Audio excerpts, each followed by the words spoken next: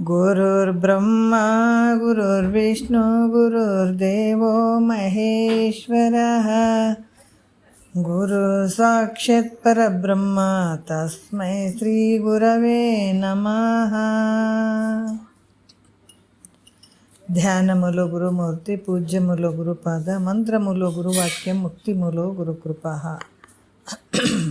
ಶ್ರೋತ್ರಿಯ ಬ್ರಹ್ಮನಿಷ್ಠ ಸದ್ಗುರು ಬಸವಾನಂದರ ಪಾದಕಮಲಗಳಿಗೂ ಹಾಗೂ ಅವರ ಪ್ರತಿರೂಪದಂಥ ನಿಜಗುಣಪ್ಪನವರ ಪಾದಕಮಲಗಳಿಗೂ ನನ್ನ ದೀರ್ಘದಂಡ ಪ್ರಣಾಮಗಳನ್ನು ಸಲ್ಲಿಸುತ್ತಾ, ಸದ್ಗುರು ಮಾರ್ಥಂಡ ಸಾಬಯ ಸದ್ಗುರುಳ ಪಾದಕಮಲಗಳಿಗೂ ಹಾಗೂ ರಾಯಪ್ಪ ಸದ್ಗುರುಳ ಪಾದಕಮಲಗಳಿಗೂ ನನ್ನ ದೀರ್ಘದಂಡ ಪ್ರಣಾಮಗಳನ್ನು ಸಲ್ಲಿಸುತ್ತಾ, ಗುರು ಸ್ವರೂಪರಾದಂತಹ ನನ್ನ ಪತಿದೇವರಿಗೂ ಕೂಡ ನನ್ನ ದೀರ್ಘದಂಡ ಪ್ರಣಾಮಗಳನ್ನು ಸಲ್ಲಿಸುತ್ತಾ, ಮನದಲ್ಲಿ ಸ್ಮರಿಸಿಕೊಳ್ಳುತ್ತಾ, ತಮ್ಮೆಲ್ಲರಿಗೂ ವಂದಿಸುತ್ತಾ, ಇವತ್ತಿನ ಬಹಳಷ್ಟು ವಿಶೇಷವಾದಂಥ ವಿಚಾರಗಳನ್ನು ನಾವು ನೋಡ್ತಾ ಇದ್ದೀವಿ.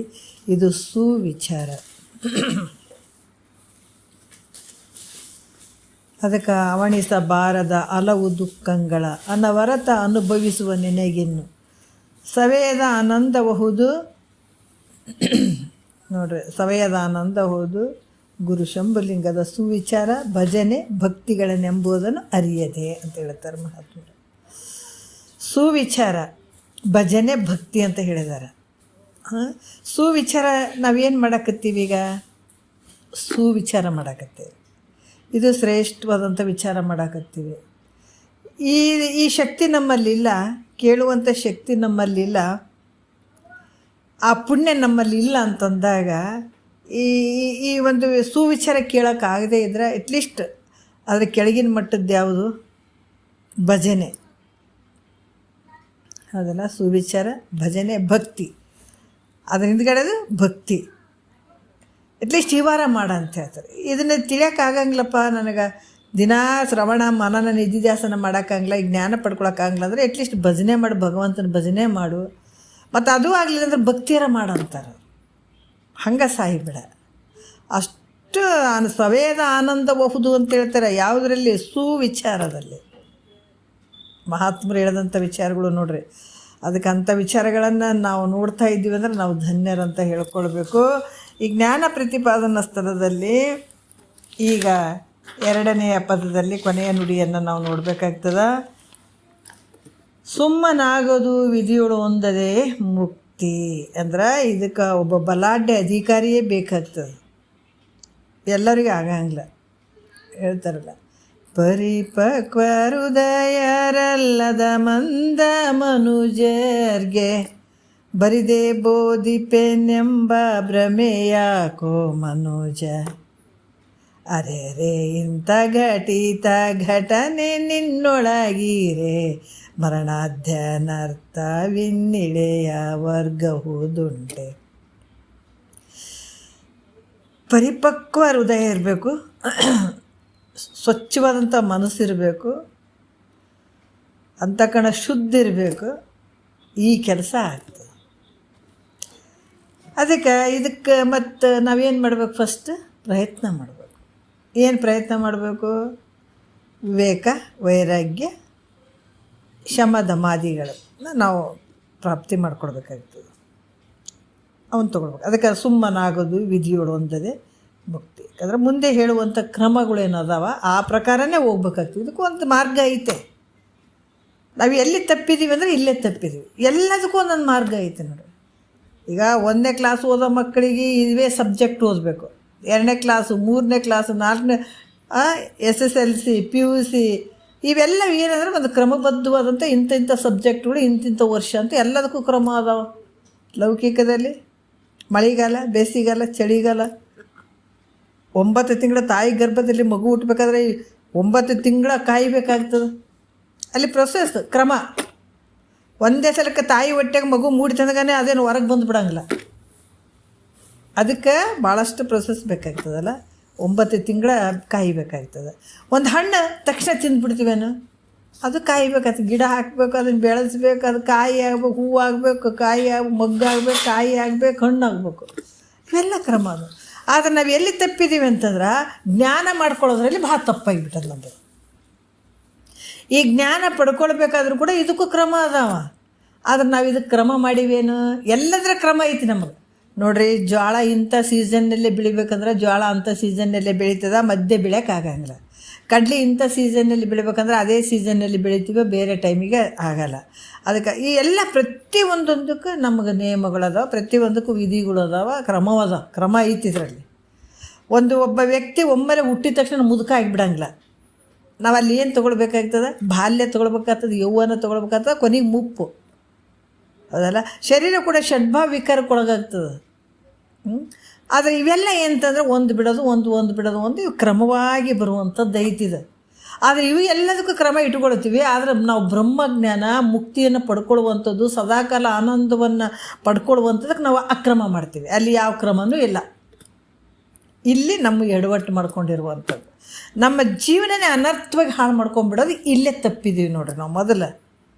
ಅದಕ್ಕೆ ಮಹಾತ್ಮರು ಹೇಳ್ತಾರೆ, ಇದಕ್ಕೂ ಎಚ್ಚರಿಕೆ ಕೊಡ್ತಾರೆ, ಸುಮ್ಮನಾಗೋದು ವಿಧಿಗಳು ಒಂದದೇ. ಅದಕ್ಕೆ ಈ ಕ್ರಮವಾಗಿ ಹೋಗಲಿಲ್ಲ ಅಂತಂದ್ರೆ ಅಂಥ ಬ್ರಹ್ಮಾನಂದ, ಈ ಬ್ರಹ್ಮಜ್ಞಾನ ಪ್ರಾಪ್ತಿ ಆಗಂಗಿಲ್ಲಪ್ಪ ಅಂತ ಹೇಳ್ತಾರೆ. ನಾವು ಯಾರು ಇದಕ್ಕಾಗಿ ನಾವು ಭಾಳಷ್ಟು ಪ್ರಯತ್ನಪಟ್ಟು ಏನಾರ ಆಗಲಿ, ನಮಗೆ ಸಂಸಾರ ಅನ್ನುವಂಥದ್ದು ಗೌಣ, ನನಗೆ ಹೆಂಡತಿ ಮಕ್ಕಳು ಅನ್ನುವಂಥದ್ದು ಗೌಣ, ಈ ಜಗತ್ತನ್ನುವಂಥದ್ದೇ ನನ್ನ ತೃಣ ಸಮಾನ ಐತೆ, ಗುರುವಾಕ್ಯ ನನಗೆ ಶ್ರೇಷ್ಠ, ಇದನ್ನು ನಾನು ಯಾವತ್ತೂ ಕೇಳ್ತೀನಿ, ಇದನ್ನೇ ನಾನು ಅದನ್ನು ತೊಗೊಳ್ತೀನಿ, ಅದನ್ನು ಅರಗಿಸ್ಕೊಳ್ತೀನಿ, ಆ ಪ್ರಕಾರ ನಡ್ಕೊಳ್ತೀನಿ ಅಂತ ಯಾರು ನಾವು ಛಲ ತೊಟ್ಟಿವೇನು? ಇಲ್ಲ. ಯಾವಾಗ ಟೈಮ್ ಸಿಗ್ತದೆ ಆವಾಗ ನೋಡಬೇಕು, ಯಾವಾಗ ನಾವು ಆರಾಮಿರ್ತೀವಿ ಆವಾಗ ಕೇಳಬೇಕು. ಟೈಮ್ ಇದ್ರೆ ಕೇಳಬೇಕು, ಇಲ್ಲಾಂದರೆ ಇಲ್ಲ. ಅದಕ್ಕೆ ಅಷ್ಟು ನಾವು ಮಹತ್ವ ಕೊಟ್ಟಿಲ್ಲ. ನಾವು ಇಲ್ಲೇ ತಪ್ಪಿದ್ದು. ಮಹಾತ್ಮರು ಉಲ್ಟಾ ಆದರು. ಅವ್ರು ಎಲ್ಲವನ್ನ ತೃಣಸಮ ಅಂತ ತಿಳ್ಕೊಂಡ್ರೆ, ಇದನ್ನು ಗಟ್ಟಿಯಾಗಿ ಇಟ್ಕೊಂಡ್ರೆ ಗುರುಪಾದವನ್ನು ಅವ್ರಿಗೆ ಗೆದ್ದು ಬಿಟ್ರು. ನಮಗೂ ಹಂಗಲ್ಲಲ್ಲ. ಅದಕ್ಕೆ ಇಲ್ಲಿ ತಿಳಿಸ್ತಾರೆ, ಪ್ರಯತ್ನ ಭಾಳ ಮುಖ್ಯ ಐತಪ್ಪ ಇಲ್ಲಿ, ನಿನ್ನ ಪ್ರಯತ್ನ ಅಂತ ಹೇಳಿ ನಿನ್ನೆಯ ವಿಷಯದಲ್ಲಿ ಕೆಲವು ವಿಚಾರಗಳನ್ನು ಅವ್ರು ನಮ್ಗೆ ಹೇಳಿದರು. ಇಲ್ಲಿ ಕೂಡ ಗುರುಪಾದ ಸೇವೆಯನ್ನು ಒಲವಿಂದ ಮಾಡದೆ, ವರ ನಿಗಮವ ನೋಡಿ ಪಾಡದೆ, ಶರೀರ ಮುಂತಾದ ಉಪಾಧಿಗಳನ್ನು ಈಡಾಡದೆ, ಪರಮಜೀವರ ನೊಂದುಗೂಡದೆ ಅಂತ ಹೇಳಿದರು. ಗುರುಪಾದ ಸೇವೆಯನ್ನು ಒಲವಿಂದ ಮಾಡಬೇಕಾಗ್ತದ, ವರ ನಿಗಮವ ನೋಡಿ ಪಾಡದೆ ಅಂತ ಹೇಳ್ತಾರೆ. ವರ ನಿಗಮ ಅಂದ್ರೆ ಶ್ರೇಷ್ಠವಾದಂಥ ಜ್ಞಾನ. ಈಗ ಆಗಮ ನಿಗಮ, ವೇದಗಳಲ್ಲಿ ಆಗಮ ನಿಗಮ ಅಂತ ಎರಡು ಅದಾವ. ಆಗಮ ನಿಗಮದಲ್ಲಿ ಏನಪ್ಪ ಅಂತಂದ್ರೆ, ಆಗಮ ಈ ಪೂಜಾ ಪುರಸ್ಕಾರ ಯಜ್ಞ ಯಾಗಾದಿಗಳು ಜಪ ತಪ ಆಗಮದಲ್ಲಿ ಬರ್ಕೊಂಡು ಬಂದಿದ್ದಾರೆ. ಯಾಕೆ ಬರ್ಕೊಂಡು ಬಂದಿದ್ದಾರೆ ಅಂತಂದ್ರೆ, ನಿನ್ನ ಮನಸ್ಸು ಅಲ್ಲಿ ರೆಡಿ ಮಾಡ್ತಾರೆ, ಪರಿಪಕ್ವ ಮಾಡ್ತಾರೆ. ಮತ್ತು ಅದರಲ್ಲಿ ಮುಕ್ತಿ ಅಂತ ಬರೋದಾರಲ್ರಿ ಅಂತ ಅನ್ನಂಗಿಲ್ಲ. ಆ ಮುಕ್ತಿಗಳು, ಆ ಗತಿಗಳು ಏನದಾವ, ಕನಿಷ್ಠ ಅದಾವ. ಅಂದ್ರೆ ಅವು ನಾಶ ಆಗ್ತಾವೆ. ಎಷ್ಟು ಪುಣ್ಯ ಇರ್ತದೆ ಅಷ್ಟು ಲೋಕಗಳಲ್ಲಿ ಹೋಗ್ತೀವಿ. ಸಾಲೋಕ್ಯ ಸಾರೂಪ್ಯ ಸಾಮೀಪ್ಯ ಅನ್ನುವಂಥ ಅವು ಗತಿಗಳು ಬರ್ಕೊಂಡು ಬಂದಿರ್ತಾರೆ. ಅಲ್ಲಿ ಯಾಕೆ ಬರ್ಕೊಂಡು ಬಂದಿರ್ತಾರೆ ಅಂತಂದ್ರೆ, ನಿನಗೆ ಅಲ್ಲಿ ಸ್ವಲ್ಪ ರುಚಿ ಹುಟ್ಸಾಕ. ಹೌದು, ಇದು ಮುಕ್ತಿ ಆಗ್ತದಪ್ಪ, ಇದನ್ನು ಮಾಡಿದ್ರೆ ಅಂತ ಹೇಳ್ಬಿಟ್ಟು ಅದ್ರಾಗ ನಿನ್ನ ಮನಸ್ಸು ತೊಡಗ್ತದೆ ಅನ್ನುವಂಥ ಭಾವದಲ್ಲಿ ಅಲ್ಲಿ ಹೇಳ್ತಾರೆ ಅವರು. ಹೇಳಿ ಅಲ್ಲಿ ಏನು ಮಾಡ್ತಾರೆ, ಯಜ್ಞ ಯಾಗಾದಿಗಳು ಜಪ ತಪ ಕರ್ಮ ಇವೆಲ್ಲವುಗಳನ್ನು ಹೇಳಿ ನಿನ್ನ ಅಂತಃಕರಣ ಶುದ್ಧ ಮಾಡ್ತಾರಲ್ಲಿ. ಇಲ್ಲ ನನಗೆ ಕಾಮ್ಯದ ಅಪೇಕ್ಷೆ ಇಟ್ಕೊಂಡು ನಾನು ಫಲಾಪೇಕ್ಷೆ ಇಟ್ಕೊಂಡು ನಾನು ಪೂಜೆ ಪುರಸ್ಕಾರ ಮಾಡ್ತೀನಿ, ಯಜ್ಞ ಯಾಗಾದಿಗಳನ್ನು ಮಾಡ್ತೀನಿ, ಜಪ ತಪ ಮಾಡ್ತೀನಿ ಅಂದರೆ ಭೋಗಕ್ಕೆ ಗುರಿ ಆಗ್ತೀವಿ. ಮತ್ತು ಮುಂದಿನ ಜನ್ಮದಲ್ಲಿ ಬಂದರೂ ಕೂಡ ನಿನಗೆ ಭೋಗ ಸಿಗ್ತದೆ. ಇಹಲೋಕದ ಭೋಗ ಪರಲೋಕದ ಭೋಗಗಳು ಇವೆಲ್ಲ ಸಿಗ್ತಾವೆ. ಆದರೆ ನಾನು ಯಾವ ಫಲಾಪೇಕ್ಷೆ ಇಲ್ಲದೇ ನಾನು ಕರ್ಮಗಳನ್ನು ಯಜ್ಞ ಯಾಗಾದಿಗಳನ್ನು ಮಾಡಿದೆ, ಜಪ ತಪ ಮಾಡಿದೆ, ಪೂಜೆ ಪುರಸ್ಕಾರಗಳನ್ನು ಮಾಡಿದೆ, ಇವೆಲ್ಲ ಮಾಡಿದೆ ಅಂತಂದ್ರೆ ಅವಾಗ ಏನಾಗ್ತದೆ ಅಂತಂದ್ರೆ, ನಿನ್ನ ಒಳಗಡೆ ಇರುವಂಥ ಅಂತಃಕರಣ ಇರ್ತದಲ್ಲ, ಅಂತಃಕರಣ ಶುದ್ಧ ಆಗ್ತದೆ. ಶುದ್ಧ ಆದ ಅಂತಃಕರಣ ಮತ್ತು ಮುಂದಕ್ಕೆ ಎಲ್ಲಿಗೆ ತೊಗೊಂಡು ಬರ್ತದಪ್ಪ ಅಂತಂದ್ರೆ, ಜ್ಞಾನಕ್ಕೆ ತೊಗೊಂಡು ಬರ್ತದೆ, ಜ್ಞಾನಕ್ಕೆ ದಾರಿ ಮಾಡಿ ಕೊಡ್ತದೆ ಅದು.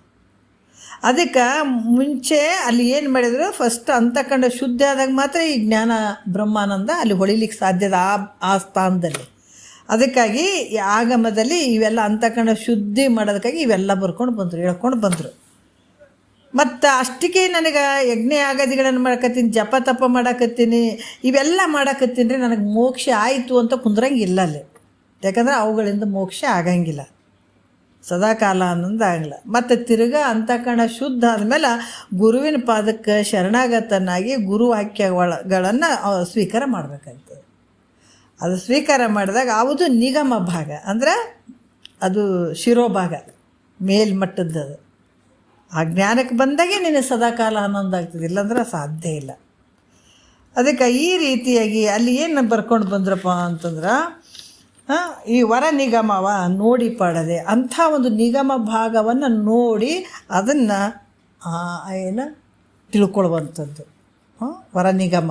ಸದ್ಗುರುನಾಥ ಏನು ಹೇಳ್ತಂದ್ರೆ, ನಿಗಮ ಭಾಗ ಅಂದರೆ ಜ್ಞಾನದ ಭಾಗ, ಅದು ಶಿರೋಭಾಗ.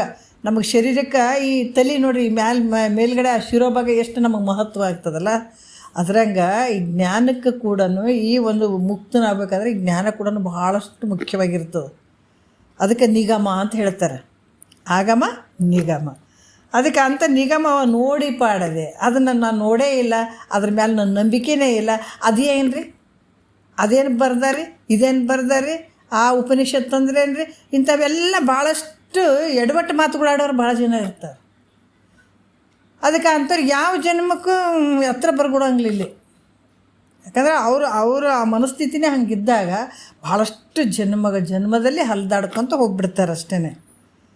ಅದಕ್ಕೆ ಇದ್ರ ಮೇಲೆ ಆ ಭಾವ ಬಂದು ವರ ನಿಗಮವ ನೋಡಿ ಪಾಡದೆ ಶರೀರ ಮುಂತಾದ ಉಪಾಧಿಗಳನ್ನು ಈಡಾಡದೆ. ನೋಡ್ರಿ, ಶರೀರ ಏನು, ಈ ಶರೀರ ಉಪಾಧಿಯಿಂದ ಕೂಡಿದಂಥ ಶರೀರ.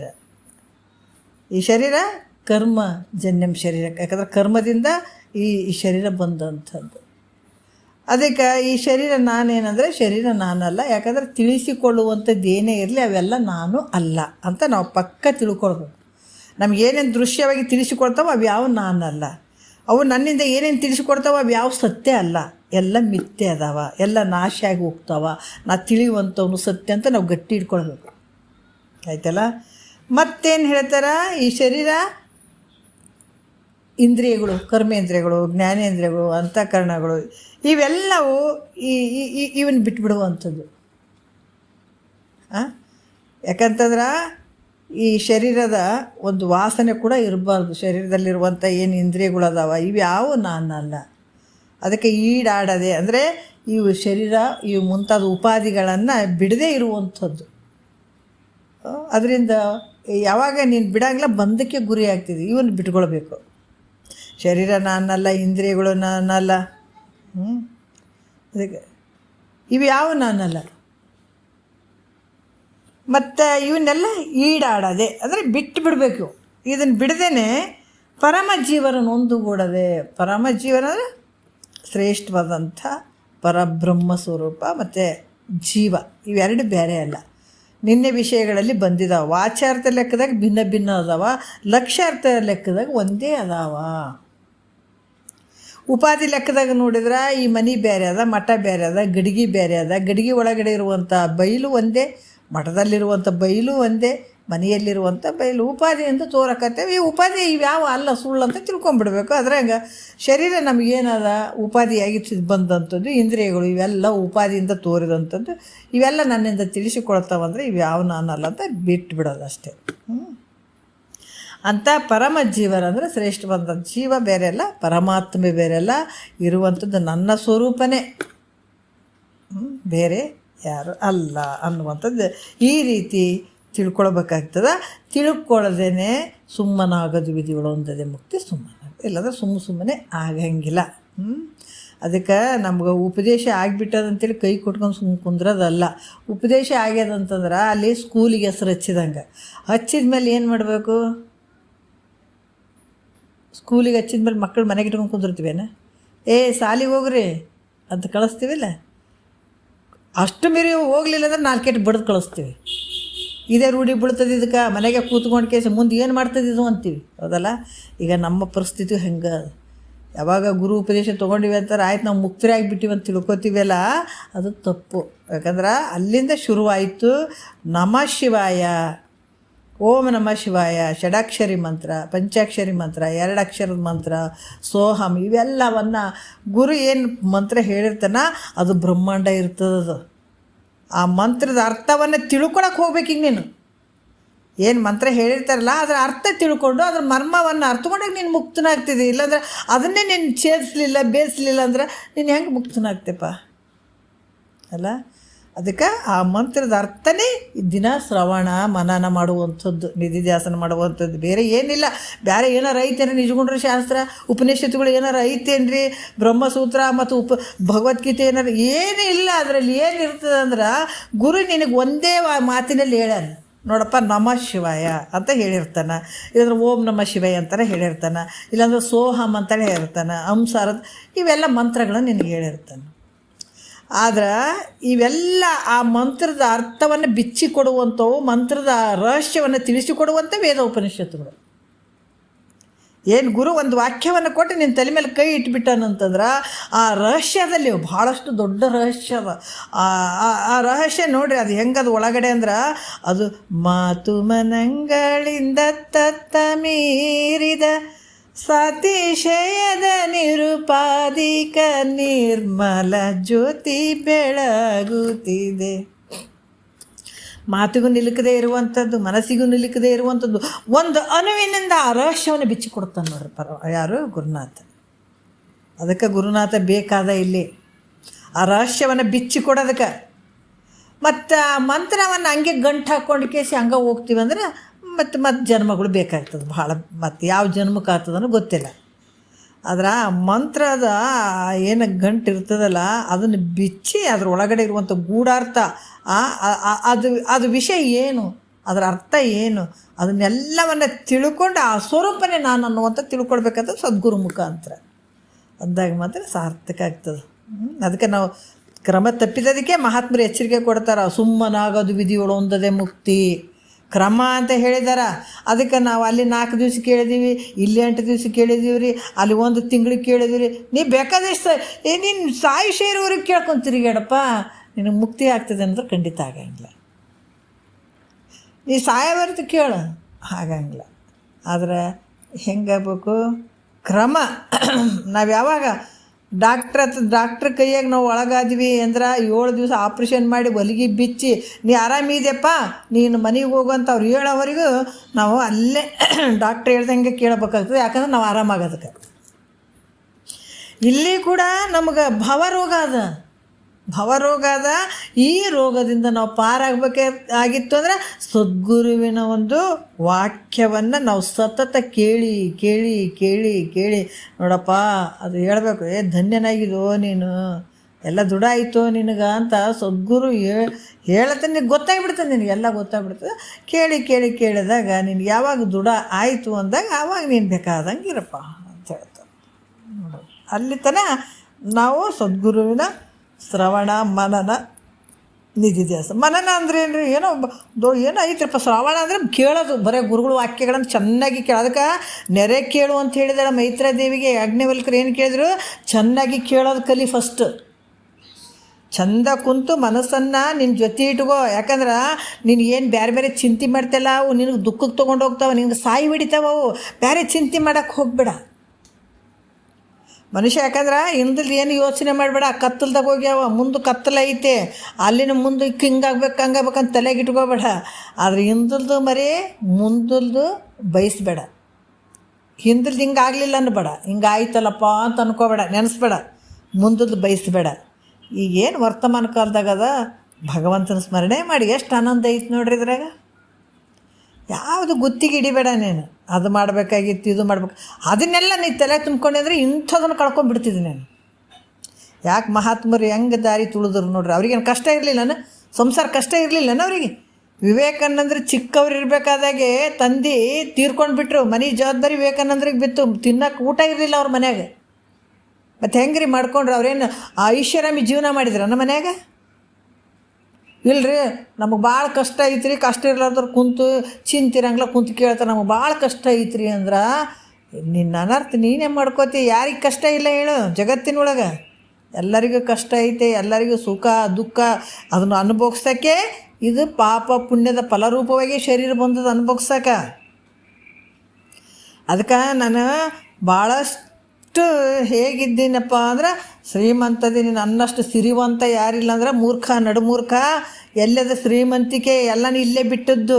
ಅದಕ್ಕೆ ಕೆರೆಯ ನೀರನ್ನು ಕೆರೆಗೆ ಚೆಲ್ಲಿ ಯಾರು ಕೊಟ್ಟಾರಿಲ್ಲ ನಿನಗೆ ಶ್ರೀಮಂತಿಕೆ ಅಂತ ಮದ ಏನು ತೊಗೊಳ್ತೀಯಲ್ಲ, ಯಾರು ಕೊಟ್ಟರು? ಎಲ್ಲಿಂದ ಮಾಡಿದಿ? ನೀನು ಬರಬೇಕಾದ್ರೆ ತಂದೇನೆ ಏನಾದ್ರೆ? ಏನಿಲ್ಲ, ನೀ ಬರಬೇಕಾದ್ರೆ ನಿನ್ನ ಪಾಪ ಪುಣ್ಯಕ್ಕನುಸಾರವಾಗಿ ಇಲ್ಲಿ ಎಲ್ಲ ವಸ್ತುಗಳು ರೆಡಿ ಅದಾವ. ನಿನಗೆ ಏಟು ಪುಣ್ಯ ಇರ್ತದ ಅಷ್ಟು ವಸ್ತುಗಳು ನಿನಗೆ ಸಿಗ್ತಾವ. ಪಾಪ ಇತ್ತಂದ್ರೆ ನಿನಗೆ ದುಃಖ ಕೊಡ್ತಾವ. ಅಷ್ಟೇ ಯಾವ ವಸ್ತುಗಳು ನಿನಗೆ ಈಸಿಯಾಗಿ ಸಿಗಂಗಿಲ್ಲ. ನಿನ್ನ ಪಾಪ ಪುಣ್ಯಕ್ಕನುಸಾರವಾಗಿ ವಸ್ತುಗಳು ಸಿಗ್ತಾವೆ ಹೊರತಾಗಿ ನೀನು ಹೆಚ್ಚೆಚ್ಚೆಚ್ಚೆಚ್ಚಿಗೆ ತೊಗೊಳಕ್ಕೆ ಸಾಧ್ಯ ಇಲ್ಲ. ಮತ್ತು ಇದೆಲ್ಲ ಯಾರು ಸೃಷ್ಟಿ ಮಾಡಿದ್ರು? ಭಗವಂತಂದದು ಇದು. ಇಲ್ಲಿ ಬಂದ ಕೇಸಿ ನಾನು ಸಿರಿವಂತ ಅದೆ ಅಂತೇಳಿ ನೀನೆಲ್ಲ ಮಹಾತ್ಮರ ಒಂದು ಅವರಿಗೆ ರೆಸ್ಪೆಕ್ಟ್ ಕೊಡಲಾರ್ದ, ಆ ಗೌರವ ಕೊಡಲಾರ್ದ ನೀನು ಮದದಲ್ಲಿ ಮೆರೆದೆ ಅಂದರೆ ನಿನ್ನ ಮೆರವಣಿಗೆ ನಿನಗೆ ಮುಂದೈತು ಅಂತಾರೆ ಮಹಾತ್ಮರು. ನೀನು ಯಾವ ಶ್ರೀಮಂತನೂ ಅಲ್ಲ, ಬಡವನಲ್ಲ. ಇಲ್ಲಿ ಬಂದ ಮೇಲೆ ನಿನ್ನ ಹಿಂದಿನ ಕರ್ಮದ ಏನು ಫಲ ಅದ ಅದನ್ನು ಮಾತ್ರ ಅನುಭವಿಸೋಕೆ ಬಂದಿದ್ದೀನಿ. ನೀನು ಹೊರತಾಗಿ ನಿಲ್ಲಿ ಶ್ರೀಮಂತ ಅಂತ ನೀನು ಮದದಿಂದ ಮೆರೆಯುವಂಥದ್ದು ಅಲ್ಲ, ನಾ ಬಡವಾದೀನಿ ಅಂತ ದುಃಖದಿಂದ ಅಳುವಂಥದ್ದು ಅಲ್ಲ. ಇದು ಯಾವುದು ನಿನಗೆ ಸಂಬಂಧ ಇಲ್ಲ. ಇಲ್ಲಿ ಏನು ಸಾಮಾನು ನಿನಗೆ ಸಿಕ್ಕಾವ ಅದನ್ನು ತೊಗೊಳ್ಬೇಕು, ಬಳಸ್ಕೋಬೇಕು, ಉಣ್ಬೇಕು, ತಿನ್ನಬೇಕು. ಮನಸ್ಸು ಒಂದು ಇರ್ತದಲ್ಲ, ಪರಿಶುದ್ಧವಾಗಿ ಪರಮಾತ್ಮನ ಸ್ಮರಣೆ ಮಾಡಬೇಕು. ಆ ಪರಮಾತ್ಮನ ಸ್ಮರಣೆನೇ ನಮ್ಮ ಮನಸ್ಸಿನಲ್ಲಿ ತುಂಬಿಕೊಳ್ಬೇಕು, ರೈಟ್ ಅನ್ಬೇಕು. ಮತ್ತು ಅವು ಇವು ಯಾವೂ ಇಲ್ಲ. ಅದಕ್ಕೆ ಯಾವುದು ಸಂಬಂಧ ಇಲ್ಲಪ್ಪ. ಇವೆರಡೂ ನಿನಗೆ ಸಂಬಂಧ ಇಲ್ಲ. ಬಡತನೂ ಸಂಬಂಧ ಇಲ್ಲ, ಶ್ರೀಮಂತಿಗೆ. ಅದಕ್ಕೆ ಅಂಥ ವಿವೇಕಾನಂದರಿಗೆ ಮಹಾತ್ಮರಿಗೇನು ಮನೆಗೆ ಕಷ್ಟ ಇರಲಿಲ್ಲ ಅಂತ ತಿಳ್ಕೊಂಡ್ರೇನು? ಸಿದ್ಧಾರೂಢರು ಮನೆ ಬಿಟ್ಟರೆ ಅವ್ರ ಅಪ್ಪ ಅಮ್ಮಗೆ ಕಷ್ಟ ಇಲ್ಲ ಅಂತ ಅಂದ್ಕೊಂಡ್ರೇನು? ಭಾಳ ಕಷ್ಟಪಟ್ಟರು. ಹೆಜ್ಜೆಜಿಗೂ ಕಣ್ಣೀರು ಹಾಕಿದ್ರು. ನನ್ನ ಮಗ ಎಲ್ಲಿ ಹೋದ, ಎಲ್ಲಿಲ್ಲ, ನನ್ನ ಮಗ ಹೋದ, ಮನೆ ಬಿಟ್ಟು ಹೋದ ಅಂತ ಅವ್ರ ಅಪ್ಪ ಅಮ್ಮ ಅವ್ರು ಕಣ್ಣೀರು ಹಾಕಿಲ್ಲೇನು? ಅವ್ರಿಗೆ ತಂದೆ ತಾಯಿ ನೆನಪು ಬಂದಿಲ್ಲನು ಸಿದ್ಧಾರೂಢರಿಗೆ? ಒಂದು ಸಲ ಸಿದ್ಧಾರೂಢರು ಭಜನೆ ಮಾಡ್ಬೇಕು, ಯಾಕಂದ್ರೆ ಅವರಿಗೂ ನಮ್ಮ ಥರನೇ ಮನಸ್ಥಿತಿ ಇತ್ತು. ಆದರೆ ಅವ್ರು ಮೆಟ್ಟಿ ನಿಂತರು. ಯಾಕೆ ವಿಚಾರಗಳು ಬರ್ತಾವಂದ್ರೆ ನೋಡ್ರಿ, ಮಹಾತ್ಮರು ಕೂಡ ನಮಗೆ ಮನುಷ್ಯರ ವೇಷ ಹಾಕ್ಕೊಂಡು ಬಂದಂಥವ್ರು, ನಮ್ಮ ಶರೀರ ತೊಟ್ಕೊಂಡು ಬಂದಂಥವ್ರು ಹೌದಲ್ಲ. ಸಿದ್ಧಾರೂಢರು ಅಲ್ಲಿ ಹುಬ್ಳಿ ಒಳಗೆ ಆ ಚಳಕಾಪುರದಿಂದ ಎಷ್ಟೋ ಒಂದು 2 ಭಜನಾ ಮಂಡಳಿದವರು ಬಂದ್ರಂತ ಸಿದ್ಧಾರೂಢರ ಹತ್ರ. ಒಳಗಡೆ ಕೂತಿದ್ರಂತ. ಅಪ್ಪ ನಿಮ್ಮ ಊರಿಂದ ಭಜನಾ ಮಂಡಳಿ ಬಂದಾರಪ್ಪ, ಭಜನೆ ಮಾಡಕತ್ತಾರ ಹೊರಗಡೆ ಅಂದ್ರಂತ. ಅವ್ರಿಗೆ ಏನು ಅನ್ನಿಸ್ತೇನೋ, ಕಣ್ಣಾಗ ನೀರು ದಳ ದಳ ದಳ ಓದುವಂಥ ಸಿದ್ಧಾರೂಢರಿಗೆ. ಅದಕ್ಕೆ ಅಪ್ಪ ನೀವು ಹಿಂಗಳ್ತಾ ಇದ್ದೀರಿ. ಇಲ್ಲಪ್ಪ ಹಂಗೇನಿಲ್ಲ, ಎಲ್ಲರ ಥರ ಅವರು ಅದಾರ ಅಂತೇಳ್ಬಿಟ್ಟು ಆವಾಗ ನನ್ನ ಊರವರು ಅಂತ ಅವ್ರು ಸ್ವೀಕಾರ ಮಾಡಲಿಲ್ಲ. ನನಗೆ ಎಲ್ಲ ಊರಿನವರು ಎಲ್ಲರೂ ಒಂದೇನೆ ಅನ್ನುವಂಥ ಭಾವ ವ್ಯಕ್ತಪಡಿಸಿದರು ಸಿದ್ಧಾರೂಢರು.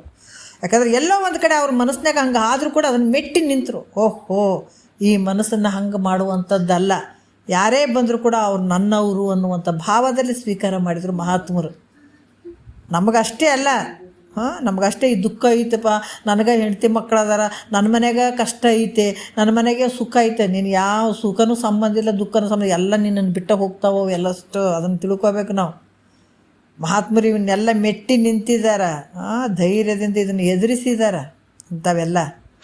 ಹಾಗಾಗಿ ಇಲ್ಲಿ ಕೂಡ ಏನು ಹೇಳ್ತಾ ಇದ್ದಾರ ಅಂತಂದ್ರೆ, ಈ ಶರೀರ ಮ್ಯೂಟ್ ಮಾಡಿರಿ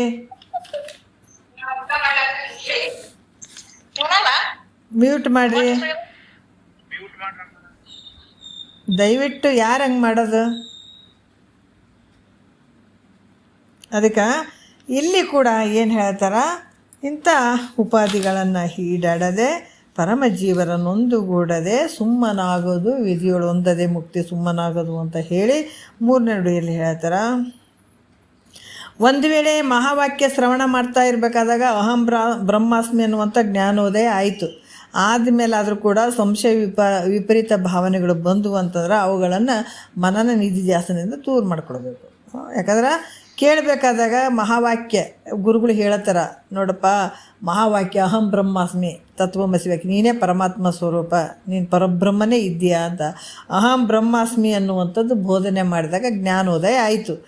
ಆವಾಗ ಅಲ್ಲಿ ಸಂಶಯ ವಿಪರೀತ ಭಾವನೆಗಳು ಬರ್ತಾವೆ. ಹೆಂಗೆ ಬರ್ತಾವಪ್ಪ ಅಂತಂದ್ರೆ, ಪರಮಾತ್ಮ ಹೆಂಗದಾನ ಅದು ಯಾವ ಸಂಸಾರ ಇಲ್ಲ, ಸಂಸಾರಿಯಾಗಿದ್ದಾನ. ಆದ್ರೆ ನಾನು ಹೆಂಗದೀನಿ, ಸಂಸಾರಿ ಅದೀನಿ. ಇವ್ರು ಮಾತ್ರ ಅಹಂ ಬ್ರಹ್ಮಾಸ್ಮಿ, ನಾನು ಪರಮಾತ್ಮ ಸ್ವರೂಪ ಅಂತಲೇ ಹೇಳ್ತಾರಂದಾಗ ನಾನು ಹೆಂಗೆ ಪರಮಾತ್ಮ ಆಗ್ತೀನಿ ಅನ್ನುವಂಥ ಭಾವನೆ ಉತ್ಪತ್ತಿ ಆಗ್ತದೆ. ಹಂಗೆ ತೋರಿದ್ರೆ ಮನನದಿಂದ ದೂರ ಮಾಡ್ಕೊಳ್ಬೇಕು ಅದನ್ನು. ಮತ್ತು ಹೆಂಗೆ ಮಾಡ್ಕೊಳ್ಬೇಕು ಮನನದಿಂದ ಅಂತಂದ್ರೆ, ಚೇತನನಾದಂಥ ನನಗಿಂತಲೂ ಪರಮಾತ್ಮ, ಯಾಕಂದ್ರೆ ಚೇತನನಾದಂಥ ನಾನು ನನಗಿಂತೂ ಪರಮಾತ್ಮ ಭಿನ್ನ ಆಗಿದ್ದಾನ ಅಂತಂದ್ರೆ ಆತ ಘಟದ, ಯಾಕಂದ್ರೆ ನನಗಿಂತ ಭಿನ್ನವಾದಂಥ ವಸ್ತುಗಳೆಲ್ಲ ಜಡದಿಂದ ಕೂಡಿದುವಂಥವು. ಅದಕ್ಕೆ ಆತ ನನಗಿಂತ ಭಿನ್ನ ಆಗಿದ್ದಾನೆ ಪರಮಾತ್ಮ ಅಂತಂದ್ರೆ ನನಗಿಂತ ಆತ ಜಡ ಆಗಿದ್ದಾನಂತ ತಿಳ್ಕೊಳ್ಬೇಕಾಗ್ತದೆ. ಮತ್ತು ಈ ಸರ್ವಜ್ಞತ್ವಾದಿಗಳು ಇವ್ಯಾವು ಇರಬಾರ್ದಾಗಿತ್ತು ಆತಗೆ, ಹೌದಲ್ಲ. ಅದಕ್ಕೆ ಜಡದಿಂದ ಕೂಡಿದಂಥ ಸರ್ವಜ್ಞತ್ವಾದಿಗಳು ಇರ್ತವೆ ಅನ್ನೋದ್ರೆ ಇರೋಂಗಿಲ್ಲ. ಅದಕ್ಕೆ ಇದು ಅನುಭವಕ್ಕೂ ಭಾಳ ವಿರೋಧ ಆಗ್ತದೆ. ಆದರೆ ಈಗ ಪರಮಾತ್ಮ ಚೈತನ್ಯ ಅದನ್ನು ಪರಮಾತ್ಮನಿಗಿಂತ ನಾ ಭಿನ್ನ ಆಗಿದ್ದೀನಿ ಅಂತಂದ್ರೆ ನಾ ಜಡವಾಗಬೇಕಾಗ್ತದೆ. ನೋಡ್ರಿ ಹೆಂಗದ. ಪರಮಾತ್ಮ ಚೈತನ್ಯ ಸ್ವರೂಪದಿಂದ ಕೂಡ್ಯಾನ, ಪರಮಾತ್ಮನಕ್ಕಿಂತ ನಾ ಭಿನ್ನ ಇದ್ದೀನಿ ಅಂತಂದ್ರೆ ನಾ ಜಡದಿಂದ ಕೂಡಿರ್ಬೇಕಾಗ್ತದೆ. ಅದಕ್ಕೆ ಇದೆಲ್ಲ ತಪ್ಪಾಗ್ತದೆ, ಅನುಭವಕ್ಕೆ ವಿರೋಧ ಆಗ್ತದೆ, ಹಂಗೆ ಹೇಳಕ್ಕೆ ಬರೋಂಗಿಲ್ಲ. ಯಾಕಂದ್ರೆ ನಿನ್ನ ಚೈತನ್ಯ ಸ್ವರೂಪ ಹೆಂಗೈತೆ, ಪರಮಾತ್ಮ ನೀನು ಬೇರೆಲ್ಲ ಅಥವಾ ಬೇರೆಲ್ಲ, ನಿನ್ನ ಚೈತನ್ಯ ಸ್ವರೂಪನೇ ಆತನೇ ನೀನು ಇರುವಂಥದ್ದು. ಈ ರೀತಿಯಾಗಿ ನಿಶ್ಚಯ ಮಾಡ್ಕೊಳ್ಬೇಕು. ಇದೇ ರೀತಿ ನಿಶ್ಚಯ ಮಾಡ್ಕೊಳ್ಬೇಕಾಗ್ತದೆ. ನಿನ್ನ ಅರಿವಿನ ಸ್ವರೂಪನೇ ಎಲ್ಲನೂ ಅಲ್ಲಿ ಶಿವನಾಗಿ ತೋರ್ತದ, ಜೀವನಾಗಿ ತೋರ್ತದ, ಉಪಾಧಿಗಳಿಂದ ತೋರ್ತದೆ. ಮಾಯ ಉಪಾಧಿಯಿಂದ ಕೂಡಿ ಶಿವನು ಎಲ್ಲದನ್ನೋದು ದೂರ ಅದಾನ ಆತ, ನಿನ್ನೊಳಗೆ ಅದಾನ. ನೋಡ್ರಿ, ಎಲ್ಲ ನಿನ್ನೊಳಗೆ ಐತಿ, ನೀನೇ ತಿಳ್ಕೊಬೇಕಾಗ್ಯದ. ಈಗ ತಿಳ್ಕೊಳಕ್ಕೆ ಪ್ರಯತ್ನ ಮಾಡ್ಬೇಕು. ಮತ್ತು ಯಾರನ್ನ ಗುಳಿಗೆ ಬಂದಕ್ಕೆ ನೀನು ನುಂಗಪ್ಪ ಅಂತ ಡಾಕ್ಟ್ರನ್ನ ಬಾಯಾಗಿ ಇಟ್ಟು ನುಂಗಿಸ್ತಾರೆ ನಿನಗೆ. ನೀನೇ ತೊಗೊಂಡು ನಿನ್ನ ಮನಸ್ಸಿನಾಗ ಏನಿರ್ಬೇಕು, ನನಗೆ ಆರಾಮಿಲ್ಲಪ್ಪ, ನನಗೆ ರೋಗ ಬಂದದ, ಗುರುಗಳು ಔಷಧಿ ಕೊಟ್ಟಾರ, ಟ್ಯಾಬ್ಲೆಟ್ಸ್ ಕೊಟ್ಟಿದ್ದಾರೆ, ನಾನು ತೊಗೊಳ್ಬೇಕನ್ನುವಂಥ ನೀನೇ ಮನಸ್ಸು ಮಾಡಿ ಉಂಡು ಆ ಗುಳಿಗೆ ತೊಗೊಂಡೆ ಅಂದ್ರೆ ನಿನಗೆ ಕಡಿಮೆ ಆಗ್ತದೆ. ಅದೇ ರೀತಿ ಕೂಡ ಇಲ್ಲಿ ಏನಂತಂದ್ರೆ ಗುರು ಹೇಳಿದಂಥ ವಾಕ್ಯವನ್ನು ಇಲ್ಲಿ ಸ್ವೀಕಾರ ಮಾಡಬೇಕಾಗ್ತದೆ. ನಾನು ಪರಮಾತ್ಮಗಿಂತ ಭಿನ್ನನಲ್ಲ, ನನ್ನ ಸ್ವರೂಪನೇ ಪರಮಾತ್ಮನ ಸ್ವರೂಪನೇ ನಾನು ಅನ್ನುವಂಥ ಒಂದು ಭಾವ ಅಂದರೆ ದೃಢ ಆಗಬೇಕು. ಈ ರೀತಿ ಅಭಿನ್ನ ಸ್ಥಿತಿಯಲ್ಲಿರುವಂಥವನು. ಅದಕ್ಕೆ ಅಜ್ಞಾನ ಕಾಲದಲ್ಲಿ ಅನಾತ್ಮ ದೇಹಾದಿಗಳಲ್ಲಿ ನಾನು ಅನ್ನುವಂಥ ವಾಸನೆ ಮೂಲಕ ಏನಾಗ್ತದಲ್ಲಿ, ಯಾಕಂದರೆ ಅಜ್ಞಾನ ಕಾಲದಲ್ಲಿ ಅನಾತ್ಮವಾಗಿರುವಂಥದ್ದು ದೇಹ. ಈ ದೇಹ ಹೆಂಗದಂತಂದ್ರೆ ಅಲ್ಲಿ ಈ ದೇಹಾದಿಗಳಲ್ಲಿ ನಾನು ಅನ್ನುವಂಥದ್ದು ಬರ್ತದೆ. ನನ್ನ ಕಣ್ಣು, ನನ್ನ ಕಿವಿ, ನನ್ನ ಮೂಗು, ನನ್ನ ಶರೀರ ಅಂತ ಅನ್ನುವಂಥ ಒಂದು ವಾಸನೆ ಇರ್ತದಲ್ಲಿ. ಈ ರೀತಿ ಅವಾಗೇನಾಯಿತು ಅಂತಂದ್ರೆ ನಾನು ಹುಟ್ಟಿದ್ದೀನಿ, ನಾ ಸಾಯ್ತೀನಿ, ನಾನು ದಪ್ಪಾಗಿದ್ದೀನಿ, ನಾ ಸಣ್ಣ ಆಗಿದ್ದೀನಿ, ಇವೆಲ್ಲ ಅನಾತ್ಮ ವಿಪರೀತ ಭಾವನೆಗಳು. ಅಂದರೆ ವಾಸನೆ ತೋರ್ತದಲ್ಲಿ ಆ ವಿಪರೀತ ಭಾವನೆ ಬರ್ತದೆ. ಆವಾಗ ಅಲ್ಲಿ ಏನಂದ್ರೆ ಪರಮಾತ್ಮ ಅಸಂಗಿ ಅದಾನ, ನಾ ಸಂಘದಿಂದ ಕೂಡೀನಿ, ಹಂಗಾಗಿ ಪರಮಾತ್ಮಗೆ ನನಗೆ ಮತ್ತು ಭಿನ್ನನೇ ಐತೆ, ಪರಮಾತ್ಮನ ಸ್ವರೂಪ ನಾನು ಹೆಂಗಾಗ್ತೀನಿ ಅಂತ ಭಾವ ಬಂದಾಗ ಅಲ್ಲಿ ನೀನು ಮನನ ಮಾಡಬೇಕಾಗ್ತದೆ, ಅಲ್ಲಿ ನಾವು ವಿಚಾರ ಮಾಡಬೇಕಾಗ್ತದೆ. ಮತ್ತು ಇಲ್ಲಿ ಕೂಡ ವಿಪರೀತ ವಾಸನೆ ಅಂತಂದ್ರೆ ಈ ಶರೀರ ನಾವು ಹುಟ್ಟಿದ್ದೀನಿ, ನಾನು ಸಾಯ್ತೀನಿ, ಇದು ಅಜ್ಞಾನದ ಮೂಲಕ ಅನಾತ್ಮ ದೇಹಾದಿಗಳಲ್ಲಿ ನಾನು ಅನ್ನುವಂಥ ಭಾವ ಬಂದಾಗ ಇವೆಲ್ಲ ಬರ್ತಾವೆ. ಯಾಕಂದರೆ ಇಲ್ಲಿ ಕೂಡ ಈ ಒಂದು ವಿಪರೀತ ಭಾವನೆ, ನಾ ಸಾಯ್ತೀನಿ, ನಾ ಸೊರಗಿದ್ದೀನಿ ಅನ್ನುವಂಥ ಭಾವ, ಇವೆಲ್ಲ ವಿಪರೀತ ಭಾವನೆ ತೋರಿದ್ರೆ ಆವಾಗ ನಾನು ಅಸಂಗ ಇದ್ದೀನಿ, ಅಕರ್ತ ಇದ್ದೀನಿ, ಸಾಕ್ಷಿ, ಪ್ರತ್ಯೇಗಾತ್ಮ, ನಿತ್ಯ ಶುದ್ಧವಾಗಿರುವಂಥವನು, ಮುಕ್ತನಾಗಿರುವಂಥವನು, ಬದ್ಧನಾಗಿರುವಂಥವನು ಅಂತ ಸ್ವಸ್ವರೂಪದ ಒಂದು ವೃತ್ತಿಯನ್ನು ಪುನಃ ಪುನಃ ಪುನಃ ಪುನಃ ನಾವು ಅದನ್ನು ವಿಚಾರ ಮಾಡಬೇಕಾಗ್ತದೆ. ಈಗ ಅದಕ್ಕೆ ಅಪ್ಪ ಅಮ್ಮ ಹೆಸರು ಹೇಳಿದ್ದಾರೆ, ನೀ ಇಂಥವನೇ ಅಂತ ಸಾಯೋವರೆಗೆ ಎಲ್ಲರೂ ಒಂದು ಒಂದು ಒಂದು ಒಂದು ಅದನ್ನು ಗಟ್ಟಿ ಮಾಡಿಬಿಟ್ರೆ. ಈಗ ಅದಕ್ಕೆ ನೀನಲ್ಲ ಅಂತ ಗುರುಗಳು ಗಟ್ಟಿ ಮಾಡ್ಬೇಕಾಗಿದೆ. ಈ ಹೆಸರು ನೀನಲ್ಲ, ಈ ಶರೀರನೂ ನಿಂದು ಅಲ್ಲಪ್ಪ ಅಂತ ಇವ್ರು ಹೇಳ್ಬೇಕಾಗ್ಯದ. ಅವು ನೀನಪ್ಪ ಅಂತ ಅವು ತಂದೆ ತಾಯಿ ಎಲ್ಲ ಬಂದು ಬಳಗ ಒಯ್ದು ಎತ್ತಿ ನಿನ್ನ ತಗ್ಗಿಗೆ ಹಾಕಿಬಿಟ್ಟು ಏನು ಮಾಡ್ಯಾವ, ನಿನ್ನ ಒಯ್ದು ತಗ್ಗಿಗೆ ಹಾಕಿಬಿಟ್ಟಾವ. ಯಾಕಂದ್ರೆ ನೀನು ಇಂಥವನೇ ಇದೆಯಪ್ಪ, ಇಂಥ ಹೆಸರಿನವನೇ ನೀನಿದಿ, ನೀನೇ ಹಿಂಗಿದೆ ಹಂಗಿದೆ ಅಂತೇಳಿ ಅದಕ್ಕೆ ತಲೆ ತುಂಬಿ ಸಾಯೋವರೆಗೂ ತಿರುಗಾಡಂಗೆ ಮಾಡಿಬಿಟ್ರು ಈ ಬಂಧು ಬಳಗ, ತಂದೆ ತಾಯಿ ಇವರೆಲ್ಲರೂ. ಅದ್ರ ಗುರುನಾಥ್ ಒಬ್ಬನೇ ನೋಡಪ್ಪ, ಈ ಶರೀರ ನಿಂದಲ್ಲ, ನೀನು ಅಲ್ಲ, ನಿಂದು ಅಲ್ಲ, ಈ ಹೆಸರು ಕೂಡ ನೀನಲ್ಲ, ಇದು ನಡುವು ತೋರಿದಂಗೆ ಆಗಕತ್ತದ. ಆದರೆ ಎಲ್ಲಿಂದ ಬಂದು ಎಲ್ಲಿಗೆ ಹೋಗಾವ, ಇಲ್ಲಿ ಏನು ಮಾಡಬೇಕಾಗಿದೆ ಕೆಲಸ ಅದನ್ನು ಮಾಡ್ಕೋ. ಆದರೆ ನೀನು ಯಾರಿದ್ದೀಯ? ಅಪ್ಪ ಅಮ್ಮ ಇಟ್ಟೆ ಅಂತ ಹೆಸರಿದು, ಶರೀರ ಮಧ್ಯೆ ತೋರ್ಯೋದಿದೆ ಅಷ್ಟೇ. ಆದ್ರೆ ನಿನ್ನ ಒಳಗಡೆ ಒಂದು ಶಕ್ತಿ ಐತಪ್ಪ, ಅದು ಅರಿವಿನ ಸ್ವರೂಪ ನೀನು ಇದ್ದೀಯ. ಅದಕ್ಕೆ ಅದನ್ನು ನೀನು ಯಾರು ಅಂತ ನೀ ತಿಳ್ಕೊಳ್ಳುವಂಥದ್ದು ಭಾಳ ಮುಖ್ಯದ ಕೆಲಸ ಅಂತ ಸದ್ಗುರುನಾಥ ಹೇಳುತ್ತಾನೆ. ಈ ರೀತಿ ಹಿಂಗೇನಾದರೂ ಬಂದಾಗ ಪುನಃ ಇಲ್ಲಿ ನಿಧಿಧ್ಯಾಸನ ಮಾಡಬೇಕಾಗ್ತದೆ. ಇದರಿಂದ ವಿಪರೀತ ಭಾವನೆ ನಿವೃತ್ತಿ ಆಗ್ತದೆ. ಯಾವಾಗ ನಾವು ಅಸಂಗ ಇದ್ದೀನಿ, ಅಕರ್ತ ಇದ್ದೀನಿ, ಮತ್ತು ನಿತ್ಯ ಇದ್ದೀನಿ, ಪ್ರತ್ಯೇಕಾತ್ಮ ನಾನು ಇದ್ದೀನಿ ಅಂತ ಯಾವಾಗ ಪದೇ ಪದೇ ಪದೇ ಪದೇ ಅನ್ಕೋತ ಹೋಗ್ತಾನೆ, ಆವಾಗ ವಿಪರೀತ ಭಾವನೆ ನಿವೃತ್ತಿ ಆಗ್ತದೆ. ಆವಾಗ ಏನಾಗ್ತದೆ, ಇದೆಲ್ಲ ನಿವೃತ್ತಿ ಆದಾಗ ಅಲ್ಲಿ ಏನಾಗ್ತದೆ, ಏಕಮೇವ ಅದ್ವಿತೀಯಂ ಬ್ರಹ್ಮ ಅನ್ನುವಂಥದ್ದು ನಿಶ್ಚಯ ಆಗ್ತದೆ. ಅದಕ್ಕೆ ಏನಂದ್ರೆ ಮೆಲ್ಲಕ್ಕೆ ಹೊಂಟು ಬಿಡೋದು ನೋಡ್ರಿ. ಗುರುನಾಥ ಯಾವಾಗ ನಿನ್ನ ತಲೆ ಮೇಲೆ ಕೈ ಇಟ್ಟ, ಸದ್ಗುರುನಾಥಂದು ಯಾವಾಗ ನೀನು ಸಿಕ್ಕಿದ್ದೀನಿ ತಿಳ್ಕೊಬೇಕನ್ನುವಂಥದ್ದು ನಿನಗೆ ಹಿಂದಿನ ಜನ್ಮದ ಪುಣ್ಯದ ಫಲ ಬಂತು ನೋಡ್ರಿ. ಏನಿಲ್ಲ ಇದು, ಅದಕ್ಕೆ ಹೇಳ್ತಾರೆ ಇದು ಈಶ್ವರ ಪ್ರಪಂಚ, ಜೀವ ಪ್ರಪಂಚ ಇವೆಲ್ಲ ಇರ್ತಾವೆ. ಅದಕ್ಕೆ ಇಲ್ಲಿ ನಮ್ಮೊಳಗೆ ನಾ ಯಾರು ಇದ್ದೀನಿ ಅಂತ ತಿಳ್ಕೊಳ್ಬೇಕಾದ್ರೆ ಇದು ಇಂಥ ಒಂದು ಅಂತರಂಗದ ಪ್ರಪಂಚದಲ್ಲಿ ನಾವು ಹೋಗ್ಬೇಕಾಗ್ತದೆ. ದೊಡ್ಡ ಪ್ರಪಂಚ ಇದು. ತೋರುವಂಥದ್ದೆಲ್ಲ ಅನಾತ್ಮವಾಗಿರುವಂಥದ್ದು ನೋಡಿ. ಇದನ್ನೆಲ್ಲ ಬೇಯಿಸ್ಕೊಂಡು ನಾವು ಹೋಗ್ಬೇಕಾಗ್ತದೆ. ಆವಾಗ ಎಲ್ಲ ಇಲ್ಲಿ ಏನಾಯಿತು, ಕೊನೆಗೆ ವಿಪರೀತ ಭಾವನೆ ನಿವೃತ್ತಿ ಆಯಿತು ಅಂತಂದಾಗ ಏಕಮೇವ ಅದ್ವಿತೀಯಂ ಪರಿಪೂರ್ಣ ಶಂಭುಲಿಂಗನೇ ತಾನಾಗಿಬಿಡ್ತಾನ. ಅದಕ್ಕೆ ಸ್ವಗತಾದಿ ಭೇದರಹಿತ ಅಖಂಡ ಶಂಭುವೇ ತಾನೇ ಆಗಿಬಿಡ್ತಾನೆ ನೋಡು. ಸ್ವಗತಾದಿ ಈಗ ಬಂದಿದ್ದಾವೆ, ಸ್ವಗತ, ಸಜಾತಿ, ವಿಜಾತಿ. ಆತ್ಮ ಪರಮಾತ್ಮನಿಗೆ ಅದಾವೇನು ಅಂದರೆ ಇಲ್ಲ. ಸ್ವಗತ ಅಂದರೆ ಶರೀರದಲ್ಲಿರುವಂಥ ಕೈ ಕಾಲುಗಳು, ಕಣ್ಣು, ಮೂಗು ಏನದಾವ ಇವು ಸ್ವಗತ ಜಾತಿ, ಸ್ವಗತ ಅಂತ ಅನ್ನಿಸ್ತದೆ. ಸಜಾತಿ ಅಂದರೆ ಏನಂದರೆ ಮನುಷ್ಯರು ಅಂತ ಇರ್ತದಲ್ಲ, ಇದು ಸಜಾತಿ ಅಂತ ಅನ್ಸುತ್ತೆ. ವಿಜಾತಿ ಅಂದರೆ ಈ ಮನುಷ್ಯರು, ಕಲ್ಲು, ಮಣ್ಣು ಇವೆಲ್ಲ ಇರ್ತಾವಲ್ಲ, ಅದು ವಿಜಾತಿ ಅಂತ ಅನ್ಸ್ಕೊತದೆ. ಇದು ಪರಮಾತ್ಮನಿಗೆ ಅದಾವೇನಂದ್ರೆ ಇವು ಸ್ವಗತಾದಿ ಭೇದರಹಿತನಾಗಿರುವಂಥವನತ, ಇವು ಯಾವ ಸಂಬಂಧ ಇಲ್ಲ. ಅದಕ್ಕೆ ಅಂಥ ಒಂದು ಭೇದತ್ರಯ ರಹಿತವಾಗಿರುವಂಥದ್ದು ನಿನ್ನ ಸ್ವರೂಪ ಐತಪ್ಪ, ಈ ರೀತಿ ತಿಳ್ಕೊಬೇಕಾದ್ರೆ. ಅದಕ್ಕೆ ಈ ರೀತಿ ತಿಳ್ಕೊಳ್ಳುವಂಥದ್ದೇ ಭಾಳಷ್ಟು ಉತ್ತಮೋತ್ತಮ ಮಾರ್ಗ ಅಂತ ಹೇಳ್ತಾರೆ. ಇದು ಉತ್ತಮೋತ್ತಮವಾದಂಥ ಜ್ಞಾನ ಮಾರ್ಗ ನೋಡ್ರಿ. ಇವು ನಮಗೆ ಅಲಕ್ಷ್ಯ ಆಗಿರ್ಬೋದು, ಇಂಥ ವಾಕ್ಯಗಳನ್ನು ಕೇಳೋಕ್ಕೆ ಮಹಾತ್ಮರು ಅಲ್ದಾಡಿಬಿಟ್ಟಿದ್ದಾರೆ, ನಾವು ಅರ್ಥ ಮಾಡ್ಕೋಬೇಕು.